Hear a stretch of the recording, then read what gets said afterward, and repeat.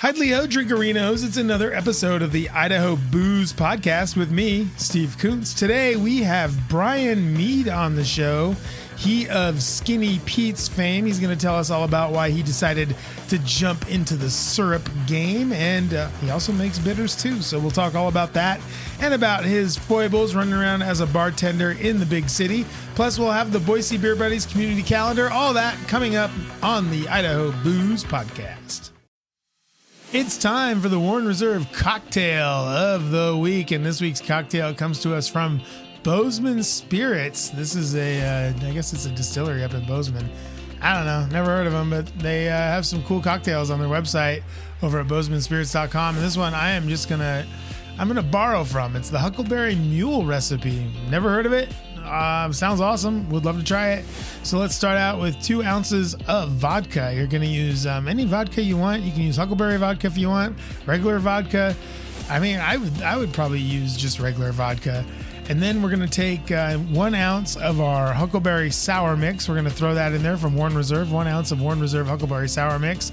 We're going to do a squeeze of lime as well. And I mean, if you have them, a couple of fresh huckleberries, you know what? Blueberries will probably work in a pinch there. I wouldn't get too hung up on the fresh huckleberry part of it because those are really hard to get. And then I'm going to do 2 dashes of Warren Reserve Lavender Bitters as well, just to give it a little bit of a back end bitterness on there. And then you go ahead and top that thing with ginger beer all the way to the top of your copper cup and stir that thing up. Make sure there's plenty of ice in there as well. And then garnish with a lime wedge. That's going to be the Huckleberry Mule. And if you need more recipes like this, or if you want to get yourself that Huckleberry Sour Mix, go to warrenreserve.com. Use my promo code SUMMER25 at checkout. You're going to get 3 bottles of Huckleberry Sour Mix plus a free bottle of bitters, either chili lime or lavender, for those awesome summer cocktails. It's still summer out there, folks. We still have plenty of patio season left, so make sure you're set up with Warren Reserve Huckleberry Sour Mix. This stuff will unlock a variety of awesome cocktails for you and your friends, and you can do NA cocktails with it as well. So awesome sour mix, Huckleberry Sour Mix from warrenreserve.com. This has been the Warren Reserve Cocktail of the Week. Spring is here and summer's right around the corner. Time to step up your cocktail game with Warren Reserve. Their huckleberry syrup is made with real lemon, limes, and wild huckleberries, and it's the perfect upgrade for your margarita, mojito, or even a whiskey sour. And right now, when you buy a 3-bottle pack of huckleberry syrup at warrenreserve.com, you'll get a free bottle of lavender or chili lime bitters. Just use the promo code SUMMER25 at checkout. That's warrenreserve.com. Promo code SUMMER25. Cheers. Welcome back to the Idaho Booze Podcast. I'm Steve Kuntz here with Brian Mead. Brian, how you doing today? Oh, we're doing okay. Yeah, we're just chilling here at the house and hoping that the dogs don't make any more noise. That's at least what I'm hoping for. So you are here today. You have your own product line. This is you have an old-fashioned mix. Looks like you have some bitters. Tell us all about Skinny Pete's and what you guys are doing in the alcohol space. Yeah, so originally we started off with a 1-step old-fashioned cocktail mix. So where that all you have to do is add it to your spirit and then you're done. But with this product, we use a sweetener instead of sugar, and what that really gives us is a more shelf-stable product without the preservatives, without the refrigeration. But then we also decided to bottle the bitters blend. That way, if it's preferable for the customer, if they would like real sugar or something else, they can also have the opportunity to do that as well. Nice. So you're kind of giving people either the choice to be, just kind of make your old fashioned nice and quick and easy, or, if they want to delve into it a little bit more, they have the choice of the other product, right? Yeah, absolutely. And with the bitters, I've found that actually some other bars and restaurants are opening that door as well. Oh, yeah, for sure. I mean, bars and restaurants need bitters just as much as anyone else, I would assume, right? Well, and that's kind of the thing is I take the guesswork out of it. I make it a little bit easier to work with so that you can have uniformity and consistency. Yeah, that's true. That is one thing I do like about the mixes is they do get the same old fashioned every single time. Mm-hmm. There's very few bars. So do you live here in the Boise area? I live out in Kuna. Oh, you live in Kuna. Oh, that still counts, I think. Yeah. I think we could bring you Close in. enough. Yeah, why not? Is it Ada County or Canyon County? No, it's still Ada. Ada. Okay, well, yeah, you're good. Yeah. It's like the other side. It's like the Bizarro Eagle. Yeah, yeah, So, just a little bit. Yeah, so we're over here on the north side. You guys are all the way out on the south side. Yep. Yeah. So we'll count it as Boise area. We'll say that's Boise area. So in the Boise area, let's talk old fashions for a little while. I imagine, do you like an old fashioned? Are you a fan of an old fashioned? That's how I got into this business. Yeah, so I'm also a fan of the old fashioned. It's one of my favorite drinks. It's I wouldn't say it's been one of my favorite drinks for a long time. I would say I kind of grew into it. Yeah. When did you start liking old fashions? When did it start to become sort of an obsession for you? I think I got introduced to old fashions about 10 years ago. And at first, it was not my cup of tea. I wasn't into it. But the more that I kind of researched it, I just became a whiskey nerd. Yeah. And once I got into, like, say, the history of bourbon, that's when it became an obsession. Yeah. So for me, it was probably about the same. I mean, I imagine, about maybe 10 years ago, something like that. And I think the reason, and this is the reason why I didn't like them at first, was because the people making them were terrible at making old fashions. Yep. Yeah, that is actually exactly why I got into this business. And it was never something that I meant to do. It actually started as a hobby. I'd get home late night, and I just started experimenting with bitters, and then I came up with a recipe that I actually really enjoyed. And once I kind of figured that out, it's actually funny. I started bringing my bitters to work with me, and I started experimenting and using it on some of my customers. And I had one guy, and as soon as he tasted it, he slapped down $100 bill on the bar and was like, "I don't care what it is, just get more of it." And that was literally the birth of Skinny Pete's. $100 infusion of cash. And Yeah. you were ready to go. And that was the thing. It just started with a small group of people, and I would only make their old fashions a certain way. But then the circle got bigger and bigger and bigger to where I had people, especially regulars, that would text me on my day off. And they're like, "Bro, we're going down to the bar. Where are you?" And I was like, "Dude, I've got kids. Like, I have a life outside of bartending." Was it at a bartender? Were you a bartender when you came Yeah. up with this? Oh, okay. Yeah. See, I was thinking you worked at like an office somewhere and you just brought a bunch of bitters into work one day. No. And people were like, "This is amazing." What bar were you working at? I was working at the Curb in Meridian. Oh yeah? Yeah. No kidding. Yep. I know And- the Curb, sure. Yeah. Well, and like I try to show the other bartenders, how to make my cocktails, but it just wasn't something that could be replicated. So that's kind of how I got it all the way down to a one-step formula. Yeah. And then I found out that there were actually companies doing that. And I went out and I tried a handful of them. Like, I'd go to the liquor store and they would have bottles with old-fashioned samples. Mm-hmm. And I knew all the employees there, so they just let me snatch them off the bottle. And I'd take them home and try it. And I'm like, this is crap. Like, this is actual crap. Yeah. And Overly sweet, overly Yeah. like I found with a bunch of those that they're overly sweet or they're overly bitter. Mm-hmm.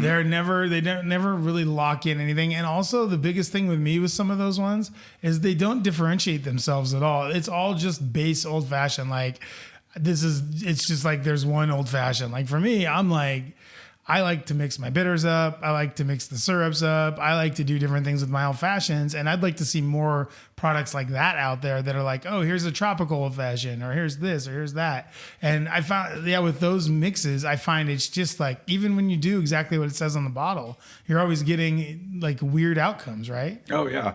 Well, and one of the other issues that I always had was it was like a 1-to-1 ratio. So it just comes out and it feels like you're drinking a Glowingly, syrup. Yeah, like cough syrup. Yeah. And I was just like, this is completely ruining the experience because Yeah. having an old fashioned shouldn't be, I need a quick shot and a beer. An old fashioned is to sit down and have a cocktail Relax. and to enjoy it and hopefully to have an experience. While you're playing Golden Tee at the curb. Yeah, absolutely. That was one of my most favorite things ever. Oh yeah, totally. Me too. I'm not any good at it, but I like to play it. Oh yeah. So you're struggling with all the other old fashioned syrups out there. They all are crap. And you say to yourself, well, I already have it. I already have this recipe. So how do you get from where you have the recipe to then you're bottling it? Well, so kind of actually what really happened was I had a customer, and she came up to me one day and she's like, you're always giving me crap because I only have one cocktail and then I take off. And I was like, yeah, but like, I'm not trying to hurt your feelings. And she's like, no, I know. But the reason that It's 1 PM. I mean, yeah, well, she usually show up for happy hour. And she's like, the reason I only have one cocktail is because of the amount of sugar that's in it. Oh, And she's like, if you could figure out how to do it without all the sugar, I would stay for more. yeah. And so I was like, okay, give me a little bit of time. Let me think about it and I'll try to figure it out. Well, yeah, that's why I drink 12 beers. No sugar. I mean, Yeah, and just exactly. zero sugar. Yeah, because alcohol doesn't turn into sugar No, or it anything. doesn't. But so I figured it out, and then I tried it on all my regulars, and almost unanimously, everybody loved it. Wow. And I even had some people that were like, hey, we're going to the Oregon Coast next week. Like, I want to buy some. How do I get it? Yeah. And that's when it was like, oh, dang, this might be a thing. Mm-hmm. And that's when I started taking it seriously and trying to look at it from a business perspective. And yeah, I went and got my business license and away we went. Nice. Well, and when was that? That was about 4 years ago. Okay, so we're coming out of the 2021. pandemic. You're thinking people need old fashions more than any time now, more than ever. And so you put the thing in the bottle. What was it like trying to because I've done this before. We've my wife and I had we had a mustard business, and the hardest part about it was finding the bottles. So how did that kind of all come together? Honestly, I sat down one day with a pen and a piece of paper and I thought about every piece of the equation that I was going to need. And I just started checking it off one at a time. I'd hop on Google and I'd just start looking for solutions. Mm-hmm. And then I met Danny with Warren Reserve, and he has the best orange bitters. I mean, everything on his line is fantastic, but specifically the orange was the ingredient that I wanted to use in my product. So I called him up and we got together and we talked, and I just started asking him questions, and he was a wealth of knowledge. And so he just started pointing me in the right direction here and there. And, he kind of knew like my position as a startup, because, here he is, he's got a huge space. He's got all these tanks, all this equipment. Yeah. And I'm like nowhere near that level, but at least, he understood that. And yeah, he answered every question I'd throw at him, and I'd shoot him texts and he'd always get back to me.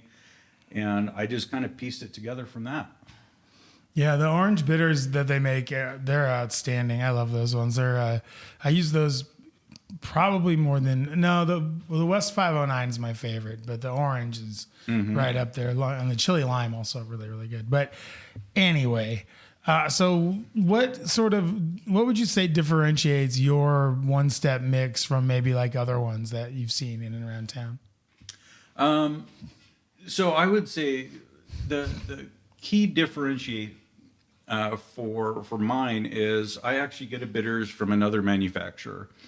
And as good as it is, I add more to it. I add more spices, other ingredients, and I age it a little bit longer. And that's what really gives it its unique flavor. And, in that bitters blend, it has a balance of orange and cherry and vanilla and cinnamon and all these other spices. And that's what makes it a complete cocktail. I feel like a lot of bartenders try to over accentuate certain flavors and they miss the mark. And that's what differentiates me is I feel like I really bring a complete cocktail experience to the table. And so, are they using your syrup at the curb right now? Do they use it at other No. places? Oh, come on. No, The so curb. actually, Next time I'm there, I'm going to raise some hell. well, and while Like, I you was guys there, had Skinny Pete in the building, and Yeah. you can't even use his syrups. Come on. I know it was at the birthplace, and yeah, while I was there, I mean, we went through a ton of it. It was insane. But I parted ways with the curb, actually to put all of my energy into Skinny Pete's. There was no fallout or anything. I still love Robbie. I love the curb. Yeah, but we got to get that syrup in there. I mean, there's few. This is what I wanted to get to earlier. What we'll get to, I guess, now is like there are few and far between are the bars in Boise, the Boise area, Boise, Meridian, Kuna, Nampa, wherever you want to go, Eagle, that make a decent old fashioned. And this is what I found. And tell me if I'm wrong, and tell me if I'm right. I would mostly like to hear if I'm right. Wrong, not so much. So I find that the people that make them, the bartenders that are working, for the most part, aren't good. They aren't good bartenders. They're good at being cute and they're good at being behind the bar. Like they're very good at those two things. Yep. You just tell me when I'm wrong. And I find that when they make an old fashioned for you, they don't measure, which drives me insane. Because this is like the same thing with the waitress that doesn't write down when they're taking your order. Like why? Why not just measure? And if I owned a bar, like the one thing that, and I used to hate this, and now I've kind of come around to it, but those stupid things they use in Utah on the booze bottles that measure out, they use. Oh yeah, the auto. It's called something. I don't remember what they're called. It's an auto measure out, and you can set it to whatever you want. So it doesn't have, like in Utah, it's set to like half an ounce or whatever those freaking pilgrims are using down there. So up here though, we could set it to 2 ounces or 2.5, whatever you want to put it at. Like so, it's almost like a free pour, but it's not. So, but the problem isn't booze. The problem is the sugar. They put way too much of the syrup in there. And then they just put like half a dash of bitters and call it good. And then it's a syrupy, goopy mess, like basically. So what do you think, like say you go into one of these bars that I'm talking about, why aren't we there right now, first of all? And when can we start to see, like, when are you going to start going around and start getting some of these things into these bars so that we can stop drinking terrible old fashions? Well, I would say I've never really tried to market myself to bars. And the main reason was because my flagship is a low calorie product with a sweetener, not sugar. You know, if you and I walk into a bar and order an old fashioned, I'm not expecting you to make it with a mix, just like a margarita. Yeah. If you're pouring margarita mix in a bar, I'm out of there. Like you're not a bartender. Yeah, but I think it's gotten to the point where I can count the number of bars in town here that make a good old fashioned on one hand. And if we could get some of those other bars that make terrible old fashions to start making good old fashions, they use mixes for everything else. I see Warren Reserve, I see House-Made, I see all sorts of locally owned and operated syrups back there. Why not fix the old fashioned? Why can't we fix the Huckleberry lemonade? Like Yeah. we got that going. We need to fix the old fashioned. Yeah, you know, I guess I just I never. Can we put it in a gun? We'll put it in the gun. Yeah. What about that? Yeah, let's see if I could do that. Well, hey, in Vegas they have guns that pour booze. They sure do. So yeah, like I said, I never really thought that there would be a market for that as far as like bars go. There's always a market for better cocktails. Well, and that's kind of why my focus has always been the at-home bartender. Yeah, but now, like, if I buy your Skinny Pete syrup mix, it's gonna take me probably. I mean, I don't drink. I drink enough, but I don't drink a lot. Like, believe me, I would like to, but I don't. It would take me probably. How big are they? What are they? It's 10 ounces or something like that? 8-ounce bottles. 8-ounce bottles. So that's, what, 16 drinks? 32. Oh, really? It's only a quarter of an ounce per one? Yep. Wow. So 32 old fashions. That is, that's like half a year. That's like 6 months for me. That's okay because Well, no, because you want people buying it over and over again. If we sell this into a bar, then they're buying it every week. They're buying 2 or 3 bottles every week. Oh, yeah. Well, when I was at the curb, we'd go through 2 bottles in a night. That's what I'm talking about. That's why we need to get to the curb and to other places like that and start getting your syrup in there. Well, so this is actually kind of funny. So I just had this conversation on Monday. I had a guy approach me, and his opening line was, "You're Skinny Pete. Supposedly, I need your products in my bar." Yeah. And I was just like, "Okay." Yeah. What bar is he from? Let's go. Well, and I asked him. I was like, "Do you mind like where you got this information?" And he was like, "Well, I've talked to more than a handful of people, and your name was the only one that came up consistently." Yeah. And so I was like, "Okay, tell you what, here's my business card. This is the product that I would recommend for you. Let's cut out some time, and I can come down to the bar and show you guys how to use it. I will show you how to make your own one-step syrup using my bitters and real simple syrup. That way, you're technically using your product, but you're going to get consistency across the board."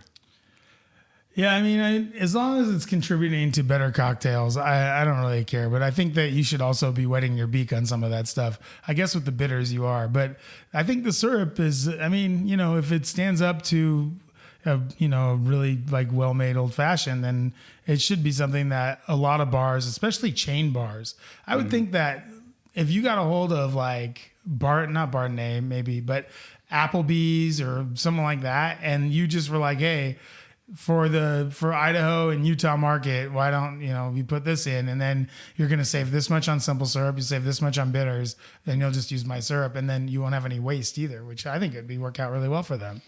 Well, and I think like now is Skinny Pete's Old Fashioned at Applebee's. Are you kidding me? Well, and I think like now is that genius. time where I'm ready to approach that and have that conversation. Let's go talk to Applebee's. Well, and just recently is where I got like my commissary kitchen set up. I got like everything in my supply chain is now set up. Nice. So it's really right now that I'm ready to address that conversation. But in Idaho, I don't think you have to use a commissary kitchen, do you? But if you're going to sell outside state lines, you probably do. Right? If you're going to sell wholesale, you still need to. Oh, really? Yeah, and that's the other balancing act to all of this is having to learn all the loopholes and the ins and outs. Yeah. And yeah, so for me to sell online or for me to sell to another establishment, I do have to have that commissary. It's nice to have it anyway. That way you're not messing up your own house. You have that little kitchen. I assume it's outside of your house somewhere. It is. Yeah. And the great thing is the volume that I can create. Being at home, sure, I can probably do a couple hundred units in a day. At this kitchen, when I have everything dialed in, we're talking 2,000-3,000 units in under 8 hours. That's great. Fantastic. So, and that was kind of the last thing that I needed to set up. So now that I have everything, now it's like, okay, Applebee's wants to talk, let's talk. Applebee's doesn't want to talk. You have to go talk to Who Applebee's. goes to Applebee's and orders an old fashioned though? Nobody, because they don't have a Skinny Pete's Old Fashioned. Telling you right now, I think that's another thing that we get into a lot. Like when I sold beer, my thing was always like, yeah, who goes here and buys beer? And it was actually this, and it was, my bad. But Wingers, I was always like, Wingers, I don't know. And then I went and met Chase, and I met everybody over there at the Napa Wingers. And I was like, oh, wait, no, these guys want craft beer. And they were like one of my biggest accounts. Like they crushed it. Oh, yeah. And so you don't want to get caught too much in that. Who goes to Applebee's? I'll tell you who goes to Applebee's for a cocktail. Every single person who comes out of the airport that has to stay the night at one of those shitty hotels right by. Yeah. Well, and like I said, that's the thing. Like now that I have things ready to go, I'm open to that conversation. That's good. Let's go get it. Let's go get that money.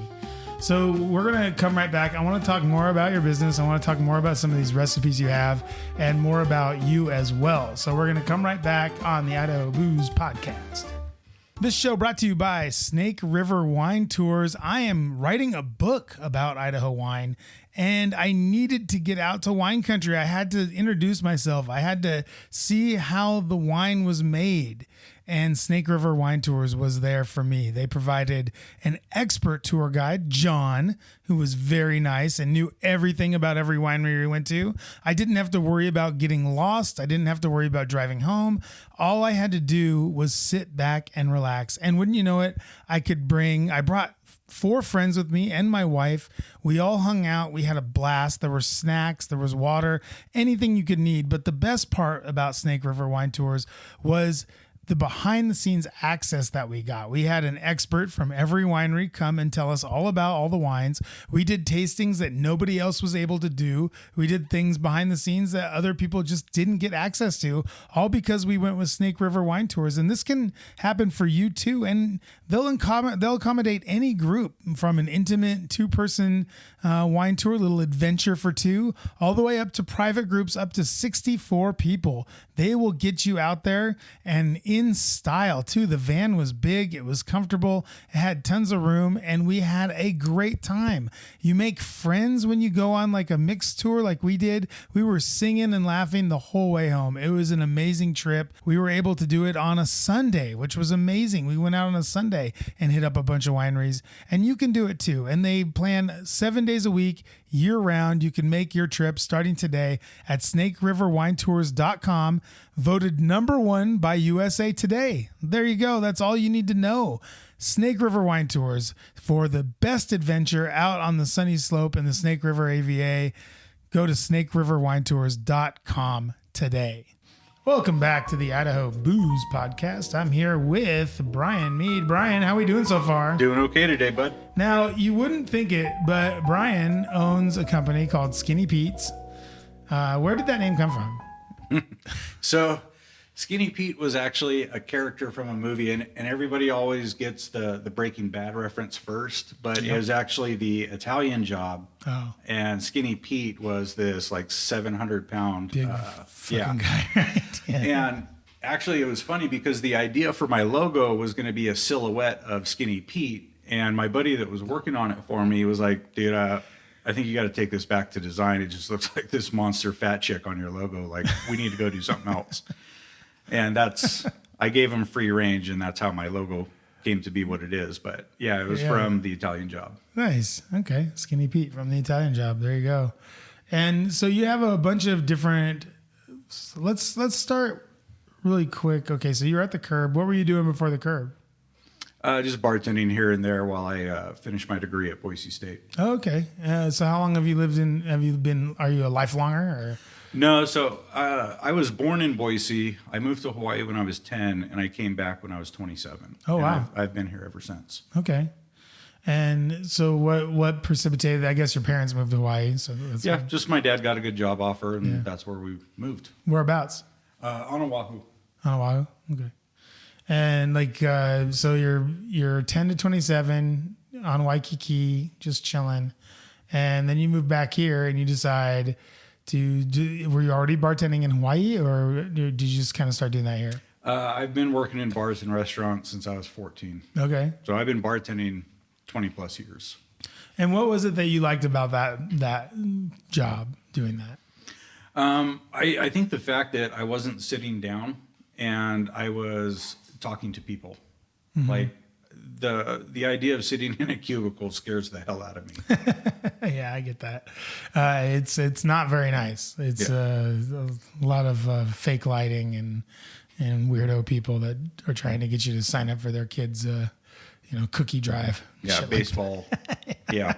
Well, and I worked my ass off to get my degree. And what's your degree in? Mixology? Is it mixology degree? Finance. Oh, finance. Yeah. Wow. Yeah. I did not realize I was talking to a finance bro. But you know what? I should have, because you're wearing a full-on Brooks Brothers suit right now. Oh, yeah, I know. All the tattoos really scream finance. Actually, that kind of does. Yeah. Well, nowadays it's a little bit better. The Wolf of Wall Street hit it pretty hard. I know, right? So why did you get a finance degree?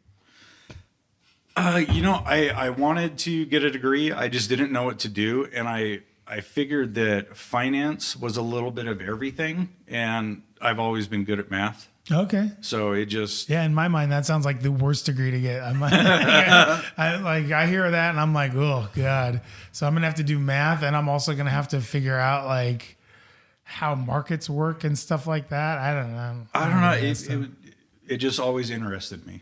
So you go and get your finance degree, and then you're still bartending after you get your degree. You're at the Curb, you're playing Golden Tee, you're hanging out with a bunch of regulars who come in for one drink and then leave. And you're dealing with that smell that comes in every so often there at the Curb. We all know it. We all love it. And you're, I guess, probably just eating Red Panda like 3 or 4 nights a week. I got to assume that place is so freaking good. And Yeah, right, every once in a right? while. Place is so good. Their calamari is awesome. Yeah, their food is amazing. So, okay, cool. So you're at the curb, then you come up with this idea. You're like, old fashions suck. I'm gonna make them better. And so now, where are we now? What are we doing now? We're just doing Skinny Pete's full time, or what else are we doing now? Nope, I am still bartending. Oh, where do you bartend? So the Vault in Meridian. Give the Vault in Meridian its due. I love that place. You kidding me? Josh is my boy. Oh yeah, I was there love when Josh. it first opened. Josh is awesome. I was there before they had a bar. Oh really? Before they had beer, I was there. And it's funny because people ask me like, you actually bartend at the Vault? Yeah. And I'm like, yeah, we do, but it's more like a cigar lounge It is definitely a cigar lounge. that has alcohol. Yeah.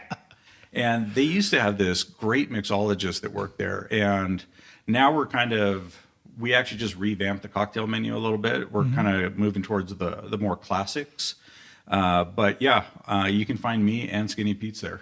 All right. I'm down for that. I love that place. That's seriously like, I used to take clients there all the time when I was at Edge. And when he first opened, we did beer nights, beer and cigar nights there. We did all that stuff. Like, yeah, that's awesome. Josh is a good dude. Shout out to Josh and Lori and everybody over there and all the regulars that go in there. Awesome group of guys. Mm-hmm. They're all about guns and stogies. Oh, I know. It's hilarious. I love that place. Shout out to the Vault Meridian. So yeah, if you want to get a good cocktail and you want to get a nice cigar and have some lively conversation, that's a good commercial for the Vault. So I know, pretty right? good, right? Should record that. So you're at the Vault, you're bartending still, and you're doing Skinny Pete's. What has been like maybe the biggest obstacle for this whole Skinny Pete venture? What do you think it has kind of been like your biggest pratfall or obstacle, or maybe a mistake you think you might have made or something like that? I don't think it's really a mistake so far. I mean, thankfully, I don't think I've messed up anything too bad. I think it's I'm constantly learning, and it's all about what next. And okay, that didn't work out so well, so now what do we do? Because I still have that dream. I want to be self-sufficient. I want to be self-employed. So it's not what did I mess up? It's what do we do next? And I think like my biggest hurdle is honestly social media. Like I am not a social media person, but that's what everybody does now. And that's how you get products out. So For sure. trying to find people to work with in that realm and trying to capture what Skinny Pete's is about is probably my current hurdle. Yeah. Well, you just need like a niece or something. Dude, so my stepdaughter's 21 years old, right? Yeah. And a couple of years ago, she wanted to get a job, didn't know what to do. And I was like, hey, I'll give you $20 an hour. Like, you're already in the house. You have no bills. $20 an hour. Just go do social media stuff for my business. Not interested. Yeah. Yeah, I get that. I also have a 21-year-old stepdaughter. Not interested is the word the phrase that pays. Exactly. Well, and I've even tried to expand in certain areas. I tried hiring 8 people last year. Not one person showed up. Oh, wow. We got through the interviews. Everything's great. Schedule works out.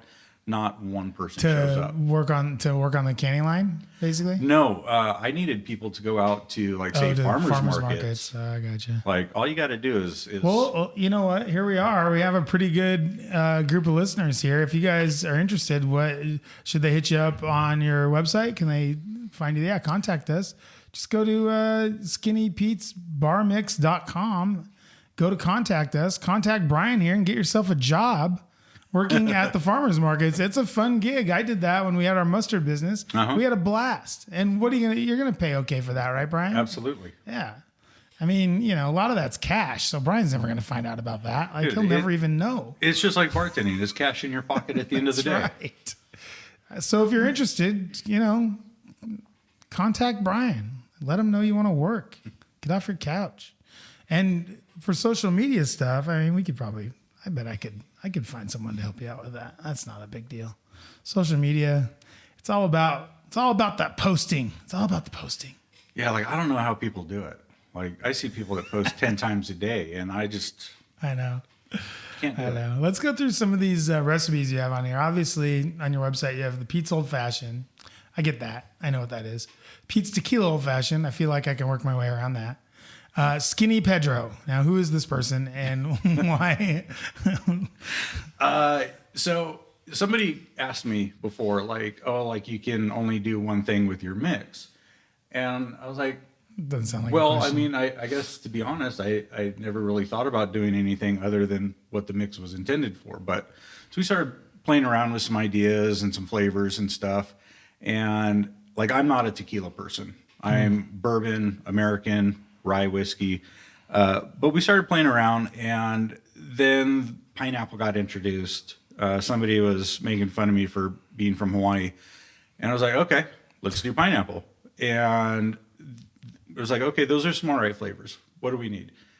Spice. So we added jalapenos to it. Yeah. And it was like, that's actually a pretty good cocktail.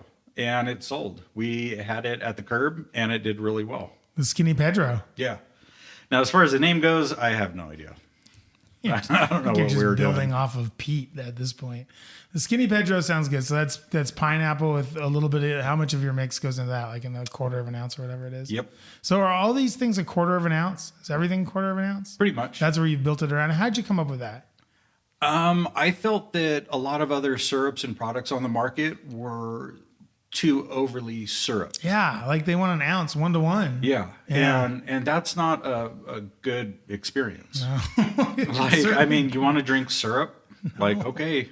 But yeah. yeah, I like the consistency of the cocktail, not syrup. Yeah. Yeah, syrup's no good. And then you have a perfect Manhattan. Now, how is it perfect if it has a bunch of bitters in it? Tell me about the Manhattan.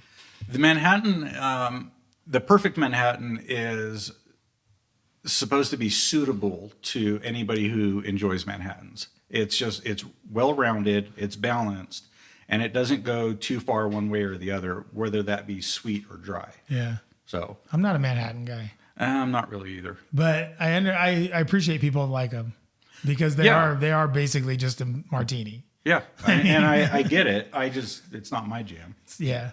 But so what makes this one perfect? It's just the balance. It's balanced. Does it have a good cherry? Like, how do you get the cherry flavor? I'm not even looking at the recipes. I don't know what's on. So the way I do it in my cocktails is I use the Luxardo Cherry Grenadine. Yeah. Yeah, Good like you stuff. should never use that Shirley Temple Grenadine for cocktails. Well, I mean, in a pinch. Yeah, no, still no. It's like you don't put a Yeah. maraschino cherry into an old fashioned. You just don't. Luxardo cherries are really Yeah. good. They are, and they don't skimp on the price for those either. No, of course not. And then you have a hot toddy on here, which I think is a lot of fun. I love a hot good hot toddies. toddy, right? Dude, in the wintertime, great. love hot toddies. Hot toddies are nice. Like that's one thing. That's another thing I discovered maybe in the last 10, 12 years that I really do enjoy is a good hot toddy. So that one, I guess you just have a little bit of your syrup in there as well. And then is that a whiskey hot toddy with lemon? And then do you not put honey in there? Oh, you got to have honey. in Oh, the still hot honey? toddy. Okay. Yeah. So you do your syrup plus honey. Yep. Okay, cool. And then what other kind of recipes are you kicking around up there in that dome of yours? Yeah. You know, I'd love to get to a margarita mix at some point. I'd love to do a Bloody Mary or a michelada. I actually had a buddy of mine come back from Mexico, and he just raved about this michelada that he had. And, you know, it's not really my thing. I'm not into it, but he is. And so I was like, all right, well, bring me your list of ingredients and let's toss it around. And he got it all the way down to we had to have certain ingredients imported from Mexico. Oh, wow. And, you know, it was just kind of one of those things that it ended up falling off the end of the table. But I'd love to revisit that again. Yeah, my buddy tried it. He wanted to do he used to own Woodland Empire, Rob, and he wanted to do a michelada, and so he did one. Again, it's not my thing either. I like Bloody Marys, like I love Bloody Marys, but I'm not really into the michelada. I don't know why. I like beer. I like Bloody Marys. It just doesn't. I think there's something structurally about it that I don't like. maybe it's too thin or maybe it's too beery. I don't know what it is, but he did it, and him and his wife worked on it for a while, and they finally came up with it, and it was all right. Like, it was fine. I don't know what all was in it. It seemed like it was a lot of tahini, but it was a pretty tasty little michelada for that. For michelada. I also don't like red beers either. Like, so I'm just like out on that whole thing. Just give me the Bloody Mary. You know what I mean? See, and for me, like, tomatoes are just not meant to be drank. Oh, wow. Like, no, I don't like anything about it. Never have, never will. Yeah. And the thought of drinking something spicy to me is just not appetizing in any way, shape, or form. I like spicy drinks. What are a couple of bottles that you got going on over there that you're pretty proud of? Definitely the George T. Stags. Yeah. I know everybody always goes for the Pappy. Yes. Those in the know go for the Stag, right? Yeah. Yeah. But yeah, I mean, the Buffalo Trace Antique Collection, E.H. Taylor's are always at the top of my list. But yeah, I like them all. Yeah. As long as they're made in America. Yeah, I love American whiskey. What's an American whiskey that you like that maybe other people haven't heard of that it's kind of off the beaten path a little bit? The one that I really wish we would see more of in Idaho is probably like the Dream Spirits or the Rare Character, because they do a ton of single barrel picks. So they actually buy barrels from other distilleries and will do single barrels or blends. Yeah. And that's just something we don't have access to in Idaho. I have a hard time. I've said it on the pod before. I'll say it again. I'm sure I have a hard time with single barrel with barrel proof. So tell me why I have such a hard time with barrel proof and why I should bite the bullet and try to be a little bit more open towards that whiskey. So with single barrels, it's always a unique experience. Like I said, it's a single barrel, so every barrel is going to be a little bit different. And not all single barrels are good. So if you find one that you don't like, you don't have to feel bad about it because they do exist. Not everybody's palate is going to be the same. Mm-hmm. There's something I enjoy, you're not going to like it at all. Yeah. And vice versa. But I just try to keep an open mind about it. I have a real issue with barrel proof. Real issue with it. Like it hits my tongue. It feels like gasoline, and it evaporates almost before I can taste anything on it. So what about with that aspect of whiskey tasting? Like what can I do to be better at it? I guess. Drink with somebody knowledgeable. Yeah. And like I've done a lot of whiskey tastings. One that I will never forget. I had this woman. She had to have been at least 75 years old, and I did a whiskey tasting for her on a Friday night at the curb while I'm getting my butt handed to me. And I had her drinking rye whiskey neat. And tasty. She really enjoyed it. I like rye whiskey. Yeah. And that's kind of the thing. Like when I first got interested into bourbon and rye, I wasn't very knowledgeable. I didn't really know anything about it. And I was the same way. It hit my tongue and I was just like, oh, it just burns. It's just like gasoline. Well, and the more research I did and the more podcasts that I listened to, the more YouTube shows that I listened to and people who knew more about it, that's how I started to develop a palate for it. And that was my number one recommendation is do more research, listen to people that know more about it than you do, and listen to their tasting notes, and that's how you get into it.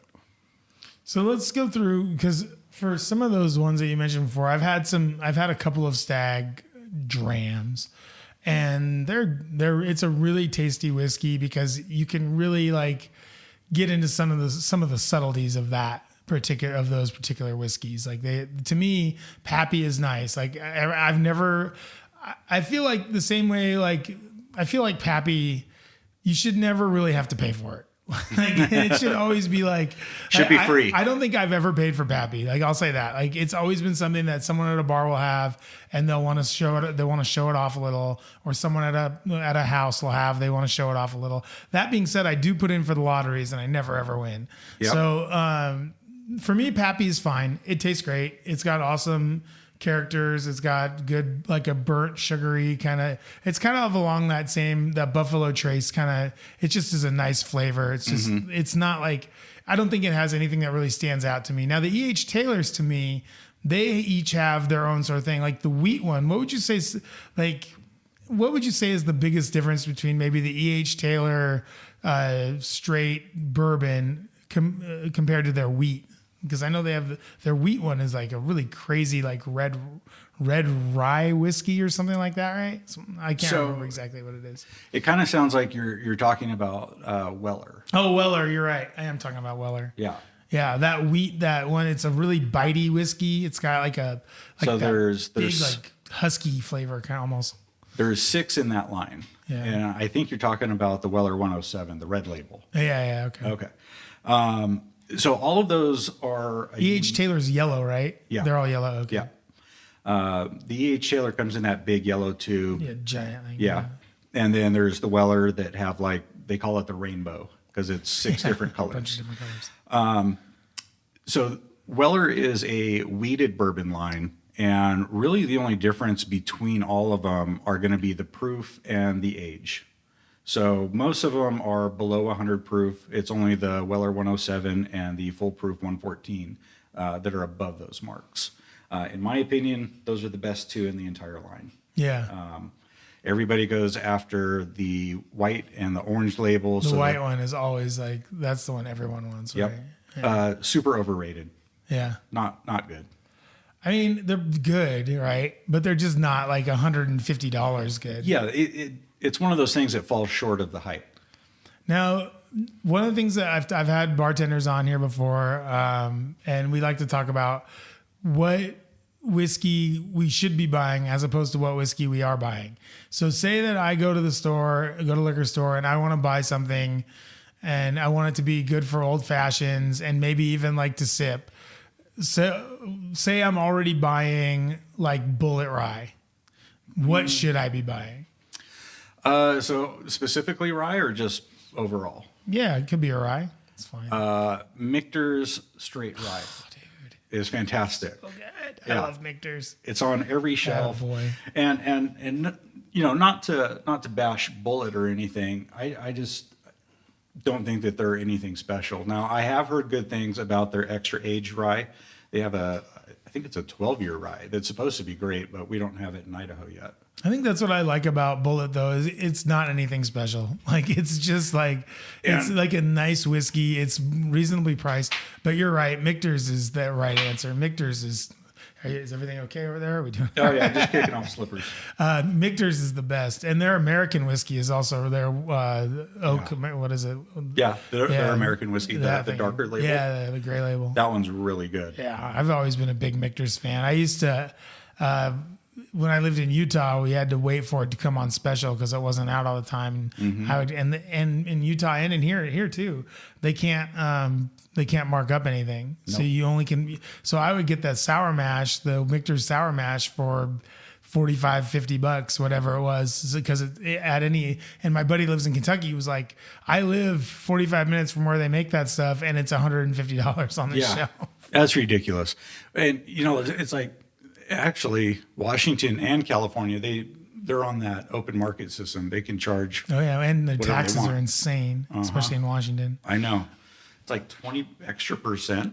And it shows you, like if you're buying booze at Costco or whatever in Kennewick, not to say that I have or haven't, but it shows you exactly how much you're paying in taxes, which is the most annoying thing. Okay, so what if I want something that's on the cheaper side that I can use for, like, say I'm having a party and normally I buy like Buffalo Trace or I buy something like that. What's something that I should get that would be like good for old fashions, good for straight, good for, you know, maybe whiskey and Cokes or whatever, something I won't feel bad mixing with soda? My go-to is Elijah Craig Small Batch. Yeah, you're right. It's a well-rounded bourbon. It's cheap. It's on every shelf. Yeah. And you don't have to feel bad about mixing it. Yeah. What's a bourbon that you've pulled out maybe at parties or whatever, or at the bar that you work at or wherever, that people have been like, what is this? And they try it and they're like, oh my God, it's so good. Like, have you ever had any like situation like that? Cause I just had one recently. So That's why I bring it up. Well, and as a bartender, and thankfully I've been given the freedom to order products that I prefer. Nice. So like E.H. Taylor Barrel Proof is always one of my go-tos. I love that line. And people are always a little intimidated by the proof, but It's a alcohol lot. is what carries the flavor.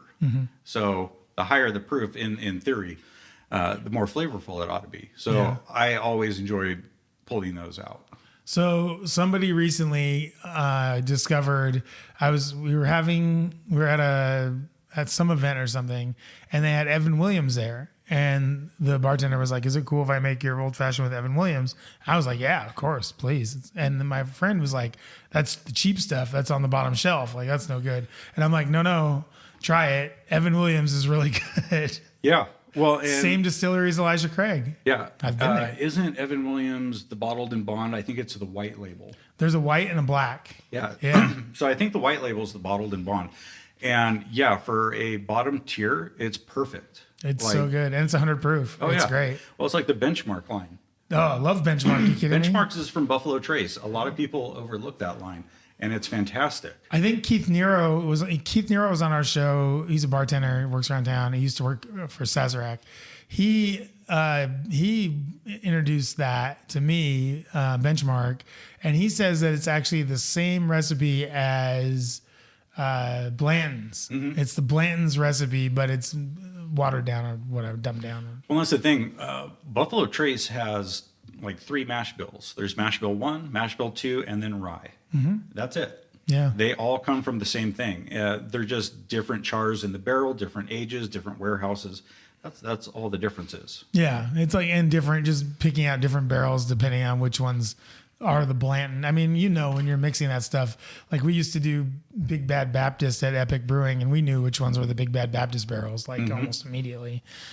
So cool, yeah, and there's just like there's a real I think a harmony to mixing cocktails that I don't see a lot around in the Valley, and. So like what is your sort of like, okay, let's go through a couple of cocktails and just tell me what, like how you would mix just tell me what you would do with them, because I've seen them a lot of different ways and I like them a certain way. And I'm going to start with just a easy one, straight up gin martini. How do you like to make it? How do you like to drink it? If you do like to drink it. No, I don't do gin. Definitely not my jam. Makes you feel more British, I'll have you know. No, I don't want to feel more British. Ever. Yeah. Typically when somebody asks me for a gin martini, I'll ask them, do you like it dry? Do you like it dirty? Whichever it is. And then, you build your cocktail in the shaker for a martini. And the last step is you add ice. Then you shake the living daylights out of it. Yeah. And I mean, you're done shaking it when it's stuck to your hand and you have to peel your hand off. Yep. It's gotta hurt. That's how you know it's done. Yeah. But then there's kind of 2 schools of thought. And most people that are martini drinkers, they like those ice crystals on top of the martini. So you don't want to do like a double strain. Yeah. I can either way.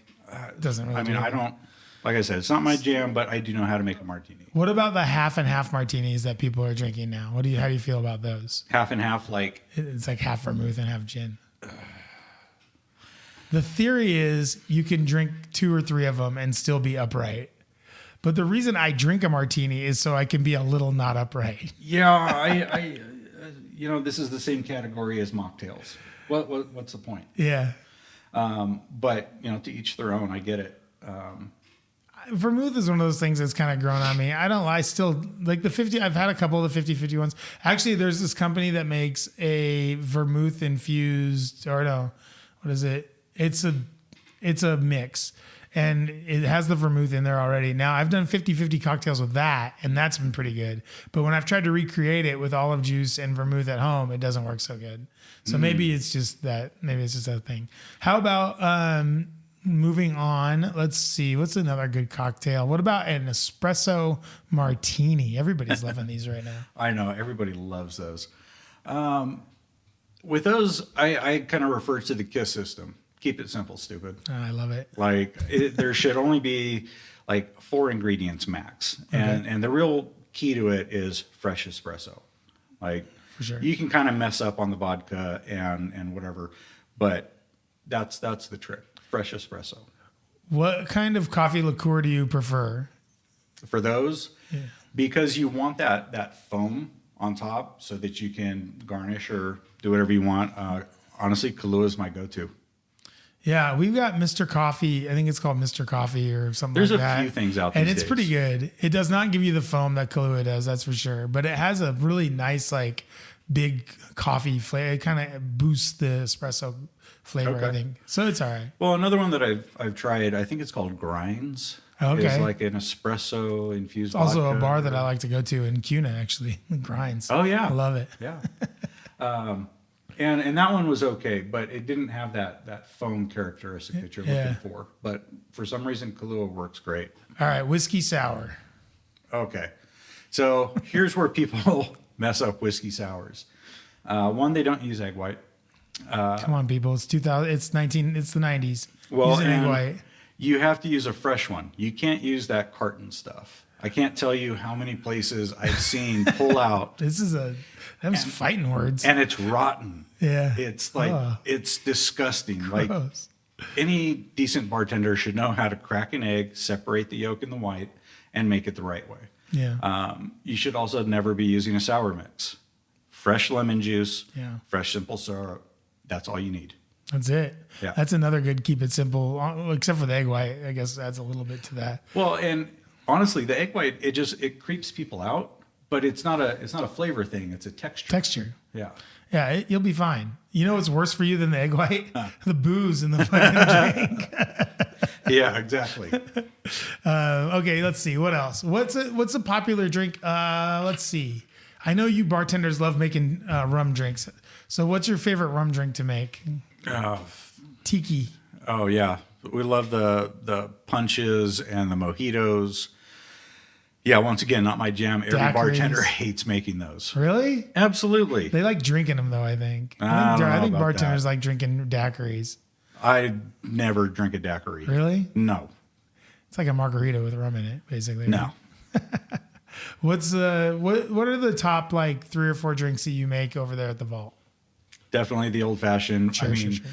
I would say 80% of our sales are old fashioned. Yeah. Yeah. Well, And- 80% of the guys there are old fashioned. Well, yeah, exactly. That's why we sell them. Just kidding, guys. No, actually, I get a lot of like younger people. Like I know cigars are making a comeback. I love it. Yeah, and what's even more interesting to me is the amount of women that come in. Oh yeah. Yeah, like I see a lot of just like girls with girlfriends coming in. Yeah. And having a cigar and trying to get the introduction into the cigar world. Yeah. That's cool. Yeah, like we even do. So what are we doing? What are we doing for cocktails then? Say the ladies come in. Espresso martini? A lot of espresso martinis. I think espresso martinis are a crazy thing for me to go with a cigar because cigars already give me a little bit of a buzz. I don't need like an extra. But coffee with cigars is a classic combination. Exactly. Most of those guys that go there, you know what they like to drink with their cigars or what they used to drink before they opened the bar? They drink giant Dr. Peppers. Like it was a lot of Dr. Peppers, a lot of Diet Cokes. A lot. There are a lot of like soda drinkers. Like for me, I always associated smoking cigars with drinking alcohol. Sure, but it's actually not. I've had like I like actually Barks root beer with a cigar is actually pretty good. We have Jones. Oh, Jones is great. Yeah. Seattle company. Great. Yep. Great. That's awesome. So, are there any other cocktails that are out there that I missed? Any other whiskey cocktails that we should know about? Anything that you particularly like right now, or anything like that? I've noticed that paper planes are coming back. Yeah, paper planes are good. Yeah. That's go ahead and tell us what's in that again. So it uses Amaro, and I always mispronounce this. Nornino. Yeah, It's like an something like orange liqueur. Yeah. And the Bitter. drink It's a bitter. Yeah, liqueur. it's kind of sweet. It's kind of bitter. But those are making a big comeback. And what I've actually found is because it uses like a 1-to-1-to-1-to-1, I actually elevate the bourbon a little bit and go a little bit lighter on everything else. And that's actually becoming really popular. Then paper planes are great. I like that. I'm not really into into the Aperol thing. Like I like Negronis. I like it's okay. I like the one that's made with whiskey. I forget what it's called. I think it's called a Boulevardier. Boulevardier. And I knew it was something French. I was like something French, Yeah. and I like it okay. But we'll do one last question. Any local whiskeys that you like right now? To be perfectly honest, I haven't been really amazed by a local whiskey yet. I know there was another one that hit the shelves recently, and personally, I thought it was okay. I would like to see higher proofs. Yeah. So for old fashions, I would recommend trying. You don't have to go out and buy it or anything, but if they have it at a bar, the Caldwell Nights from Koenig. It's 100 proof. It's got really good flavor. It's made right out there in Caldwell, and it's actually not a bad whiskey. I've had a couple of different bottles of it here, and it's nice and old fashioned because it's 100 proof. Yeah, I forgot about the rodeo one. So it stands up. Cool, man. Well, Brian, thank you so much for being on the show today. Really appreciate you coming out talking to us about Skinny Pete's. Go ahead and give us your website. Give us however we can get contact or where we're going to see you coming up here in the next couple weeks. Yeah, skinnypetesbarmix.com. If you guys follow me on Instagram or TikTok, it's just skinnypetes_official. I do posts, I've done videos, and I always mention where I'm going to be for markets. I will definitely be working on finding some shelf space somewhere soon. So yeah, keep an eye out for me on shelves. And which are you doing farmers markets at all or anything like that this summer? I am doing farmers markets this summer. So I do the Nampa Farmers Market, the Capital City in Boise, and the Monday Night Market in Meridian. Oh, nice. Okay, cool. So we'll be able to check you out at those places, and we'll be able to pick up our own bottle of Skinny Pete's cocktail syrup, old-fashioned mix, I guess is what we're going to call that. And then you also have the bitters out as well, right? Yes. And you're using Warren Reserve. Using some Warren Reserve orange bitters for that stuff, which is amazing. I am. Not only are they like the best, but I try to keep as much in Boise and Idaho as I can. You know what? I tell people all the time that they're a partner on the show. They're great. Adrian, Danny, awesome. But I tell people they wouldn't be a partner on the show unless I really, really love their product. So yeah, just another shout out to Warren Reserve. Brian, thank you so much for being on the show today. Great to meet you. Great to learn all about your business. And I wish you nothing but the best. Have an awesome day. Thank you so much for being on the show. And we're going to be right back. We're going to do Boise Beer Buddies community calendar right after this. Patio season is here, and nothing brings down the vibe more than getting that bill at the end of happy hour when you're paying full price for pours. Don't be a sucker. Get a Boise Beer Buddies card. It means never having to pay full price with the summer patio season coming up. You need to save as much money as you can. Go to BoiseBeerBuddies.com, sign up for your Beer Buddies card, and save money at dozens of bars, restaurants, breweries, wineries, cideries, and more for just $20. What's that? You want to buddy up with a friend? Use my promo code BOOZEPOD at checkout and get one for your best buddy for free. That's a BOGO Beer Buddy. Be a buddy and get your Boise Beer Buddies card today. It's time for the Boise Beer Buddies community calendar.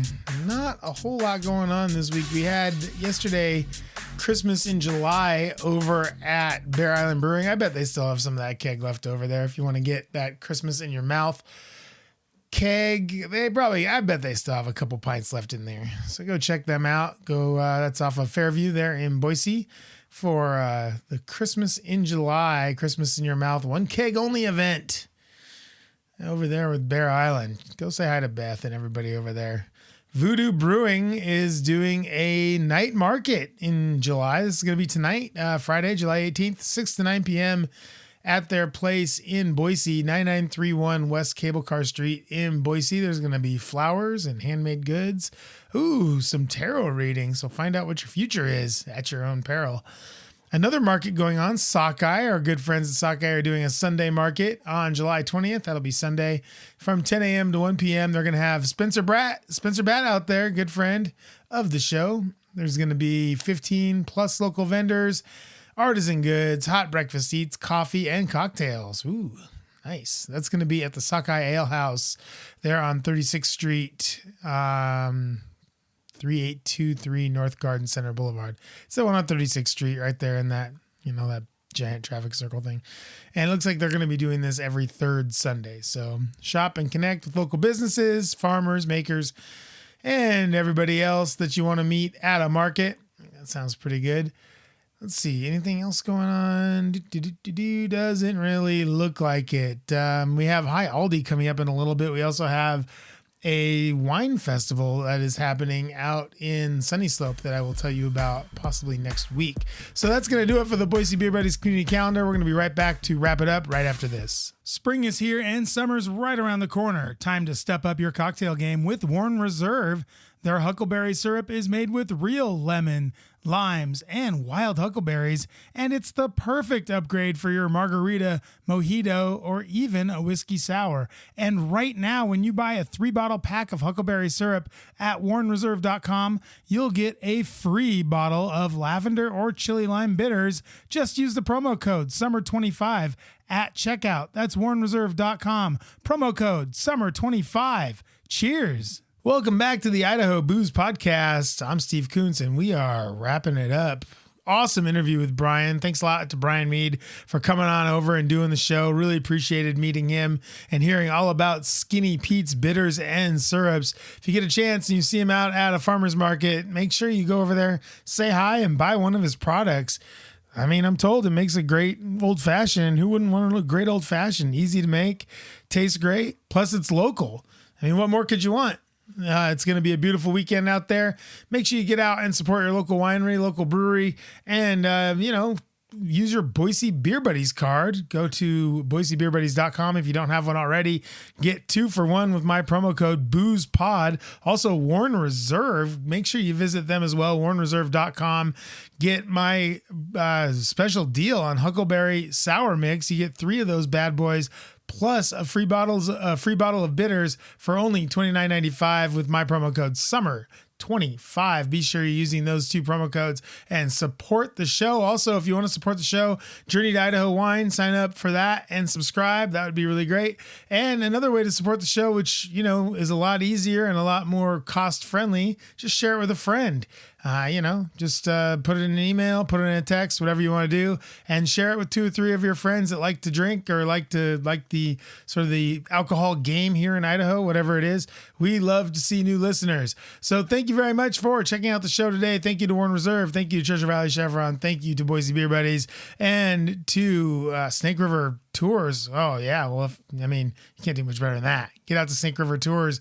Get yourself a tour of wine country now, while the weather's still nice and crispy. I'm going to be out there actually a little bit later today. I'll be out at a couple wineries doing some interviews for my book, which is going very well. Not that you asked, but it's going very well. So I'm happy to report that. And I will see you guys all next week. Until then, I'm Steve Kuntz. Good day and good drinking, everyone.